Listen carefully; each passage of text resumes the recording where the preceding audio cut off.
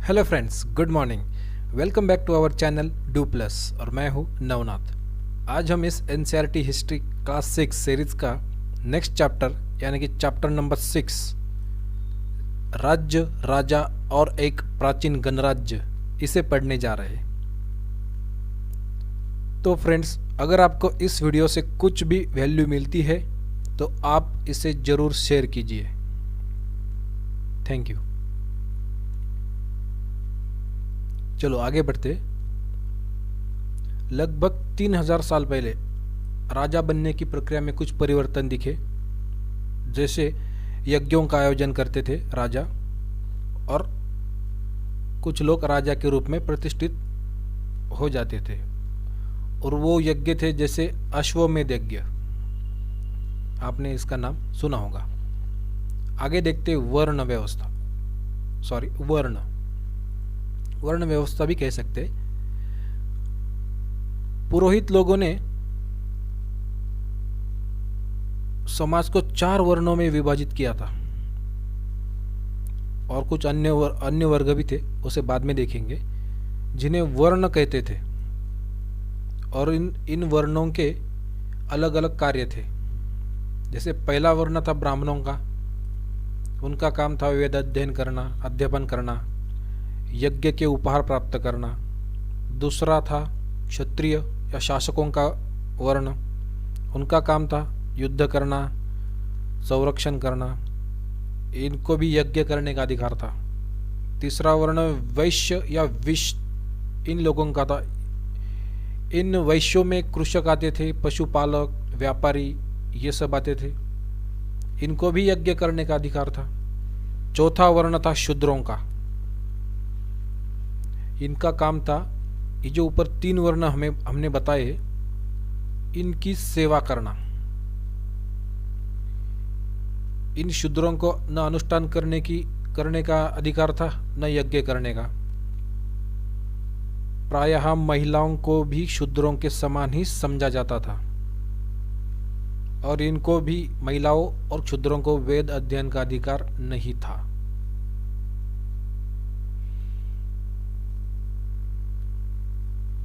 ये जो पुरोहित थे, उनके अनुसार सभी वर्णों का निर्धारण जन्म के आधार पर होता था। इन 4 वर्णों के अलावा कुछ अन्य वर्ग भी थे। उनको अछूत कहते थे। इनमें शिकारी आते थे, शिल्पकार, भोजन संग्राहक थे, और शवों को दफनाने या जलाने वाले लोग। लेकिन कुछ लोग कुछ अलग भी सोचते थे। जैसे कई लोग जन्म के आधार पर ये वर्ण निर्धारण सही नहीं मानते थे। कुछ लोग व्यवसाय के आधार पर लोगों के बीच ये भेदभाव गलत मानते थे, जबकि कुछ लोगों ने छुआछूत की आलोचना की।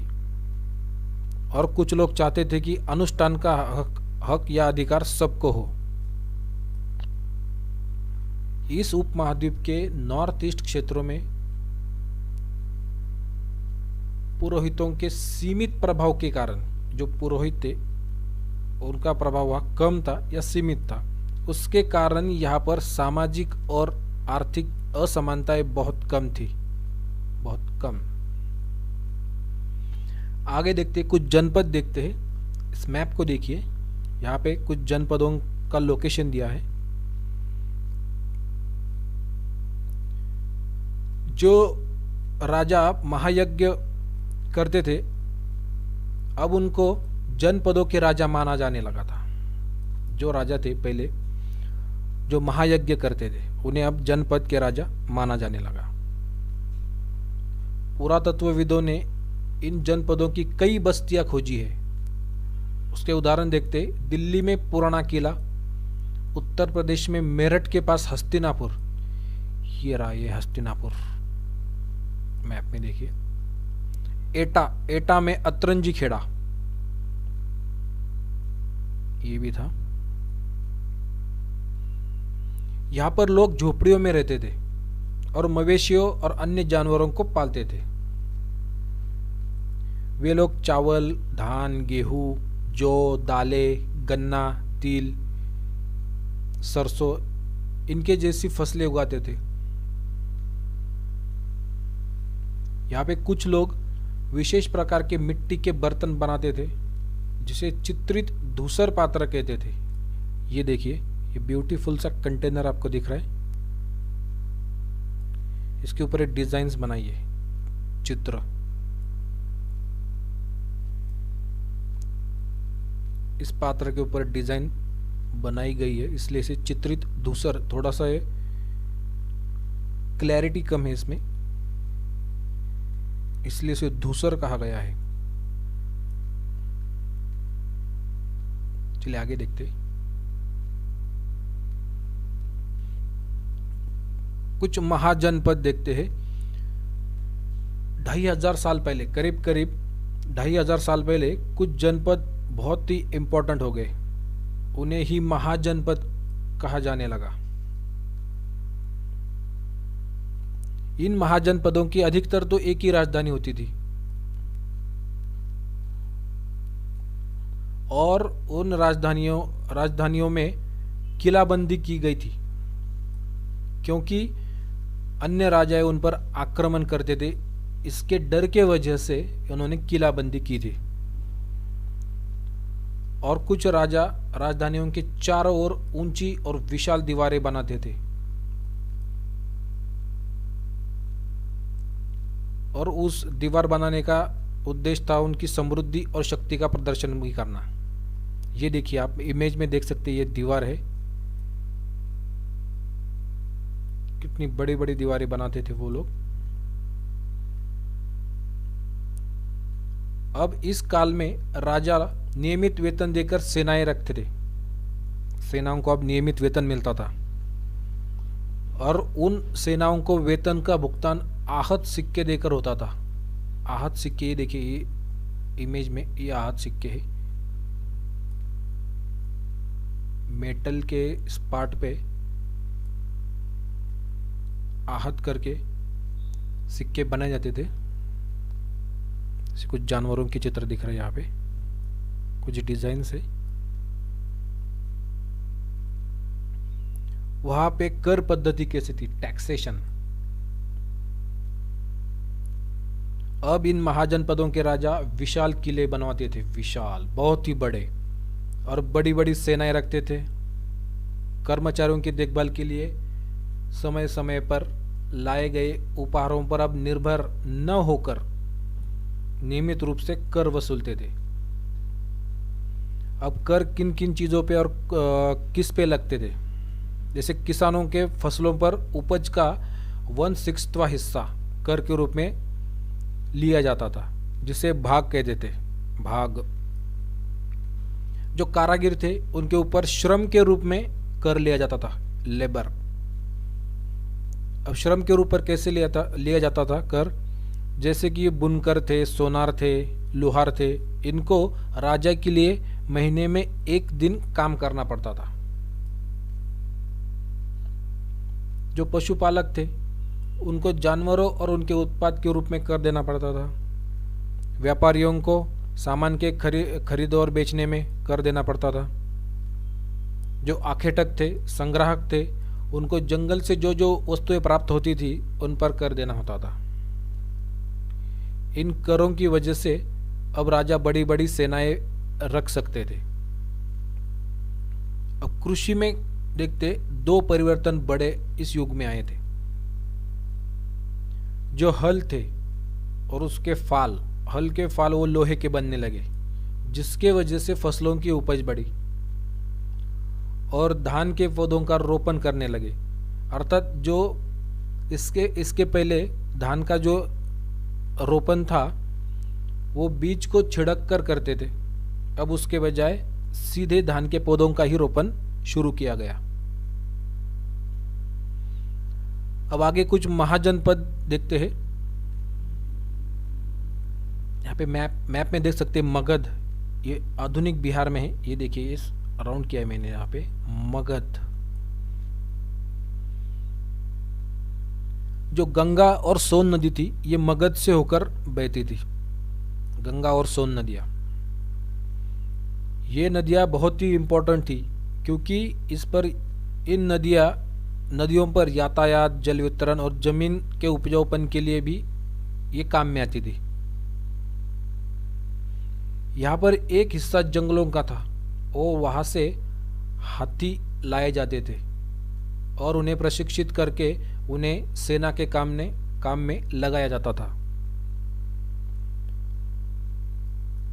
और उन जंगलों से लकड़ी भी मिलती थी और लकड़ी का यूज़ उन्हें रथ बनाने के लिए, घर बनाने के लिए, गाड़ियों के लिए करते थे। इस क्षेत्र में लौह अयस्क इसकी खदानें भी थी, जिससे शस्त्र बनाने में आसानी हो जाती थी। यहाँ पे दो शक्तिशाली शासक थे मगध में, एक बिंबिसार और उसका पुत्र अजातशत्रु, और महापद्मानंद भी एक था, बाद में हुआ। उनकी राजधानियाँ थी राजगृह, जिसे आधुनिक राजगीर कहते हैं। बाद में वो पाटलिपुत्र, जो आधुनिक पटना कहते हैं हम उसे, बिहार में है, वो बन गई। एक टिप है, 2300 साल पहले यहाँ पे मगध में सिकंदर का आक्रमण हुआ था। सिकंदर एक मेसिडोनिया का राजा था, द ग्रेट सिकंदर, उसका आक्रमण हुआ था। और दूसरा एक महाजनपद देखते हैं जिसे वज्जी नाम से जाना जाता है। ये मगध के नजदीक था, ये देखिए यहाँ पे वज्जी मैप में। इसकी राजधानी वैशाली थी, जो बिहार में थी। ये दोनों ही महाजनपद बिहार में ही थे। यहाँ पर कुछ अलग किस्म की शासन व्यवस्था थी, जिसे गण या संघ कहते हैं। अब गण और संघ किसे कहते, ये देखते। यहाँ पे देखिए नीचे ब्रैकेट में, गण यानी कि कई सदस्यों वाला समूह, उसे गण कहते थे, और जो संघ था उसे संगठन या सभा कहते थे। इस गण या संघ में कई शासक थे। कभी कभी लोग एक साथ शासन करते थे, जिसमें प्रत्येक व्यक्ति राजा कहलाता था।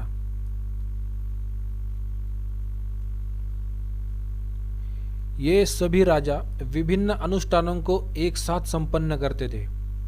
सभाओं में बैठकर बातचीत करना, बहस करना, वाद विवाद, चर्चाएं होती थी। इन सभा में या संघ में स्त्रियां, जो दास थे, कम्मक्कार यानी कि भूमिहीन खेतीहर मजदूर थे, ये हिस्सा नहीं ले सकते थे। जो बुद्ध और महावीर थे, ये दोनों ही गण या संघ से संबंधित थे।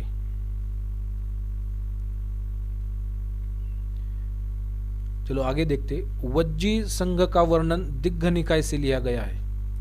यहाँ पे नीचे एक वर्णन दिया गया है, वो वज्जी संघ का वर्णन है, वो दिग्घ निकाय से लिया गया है। इसे करीब 2300 साल पहले लिखा गया था। इसमें बुद्ध के कई व्याख्यान दिए गए। यहाँ पे बुद्ध ने कहा है कि वज्जीवासी तब तक उन्नति करते रहेंगे जब तक, ये बातें निम्नलिखित है, जब तक वज्जी पूर्ण और नियमित सभाएं करते रहेंगे, मिलजुल कर काम करते रहेंगे, पारंपरिक नियमों का पालन करेंगे, बड़ों का सम्मान, उनका समर्थन और उनकी बातों पर ध्यान देंगे, महिलाओं के साथ न जोर जबरदस्ती करेंगे न उन्हें बंधक बनाएंगे, वे चैत्यों का, गांवों का तथा शहरों का खास रखरखाव करते रहेंगे और विभिन्न मतावली जो संत थे उनका सम्मान करेंगे। उन संतों को आने जाने पर रोक नहीं लगाएंगे।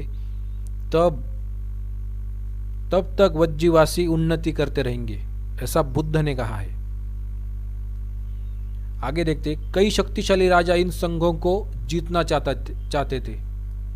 इसके बावजूद 1500 साल तक उनका राज्य चलता रहा।